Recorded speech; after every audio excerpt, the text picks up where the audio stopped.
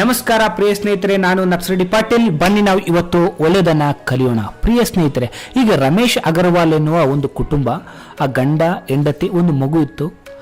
ಮದುವೆಯಾದ ಕೆಲವೇ ದಿನಗಳಲ್ಲಿ ಹೆಂಡತಿ ಮಗುವಿಗೆ ಜನ್ಮ ಕೊಟ್ಟು ಹೆಂಡತಿ ಸಾಯ್ತಾಳೆ. ನಂತರದಲ್ಲಿ ಏನು ರಮೇಶ್ ಅಗರ್ವಾಲ್ ಬೇರೊಂದು ಮದುವೆ ಆಗದೇ ಆ ಮಗನನ್ನು ಕೇರ್ ಮಾಡ್ತಾ ಮಗನನ್ನೇ ಬೆಳೆಸ್ತಾನೆ.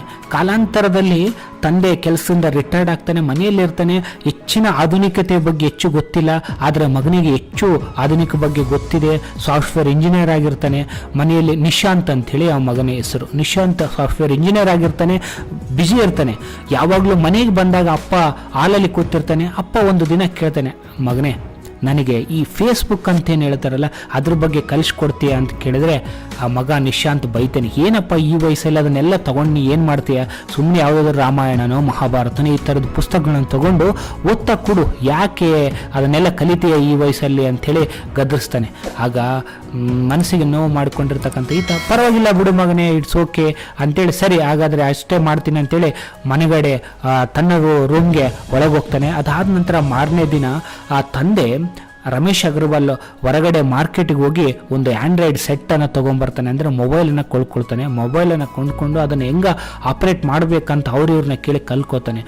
ಅದಾದ ನಂತರ ಒಂದು ದಿನ ಹೀಗೆ ದಿನ ಕಳೆಯುತ್ತೆ. ರಾತ್ರಿ ಹೊತ್ತಲ್ಲೆಲ್ಲ ರಮೇಶ್ ಅಗರ್ವಾಲ್ ಬೆಳಗಿನ ಜಾವದವರೆಗೂ ಲೈಟ್ ಆನೇ ಇರುತ್ತೆ.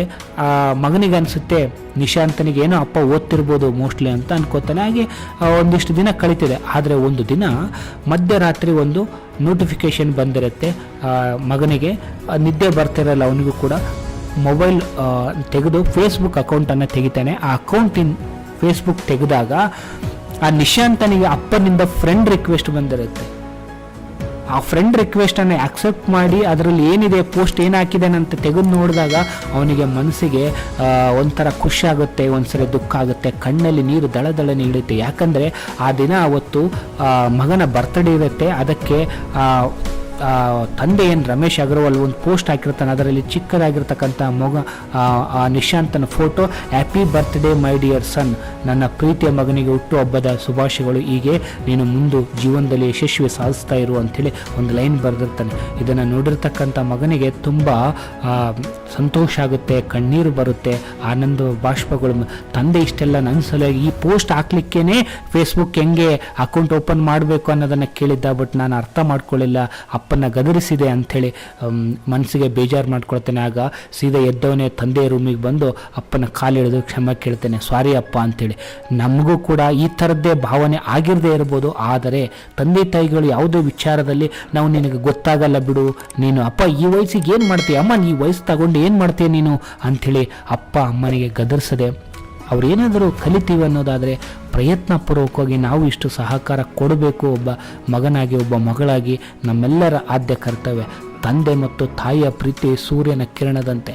ಒಂದೊಂದು ಸರಿ ತಂದೆ ತಾಯಿಗಳು ಕೋಪ ಮಾಡ್ಕೊಳ್ತಾರೆ ನಿಜ, ಆದರೆ ಕೋಪ ಒಂದೊಂದು ಸರಿ ಬಿಸಿಲು ನಮಗೆ ಬೇಡ ಅನಿಸುತ್ತೆ, ಏನು ಶೆಕೆ ಅನಿಸುತ್ತೆ. ಆದರೆ ಅದೇ ಬಿಸಿಲು ಇಲ್ಲ ಅಂತಂದರೆ ನಮಗೆ ಆಹಾರ ಇಲ್ಲ, ರಕ್ಷಣೆ ಇಲ್ಲ, ಏನೂ ಇಲ್ಲ.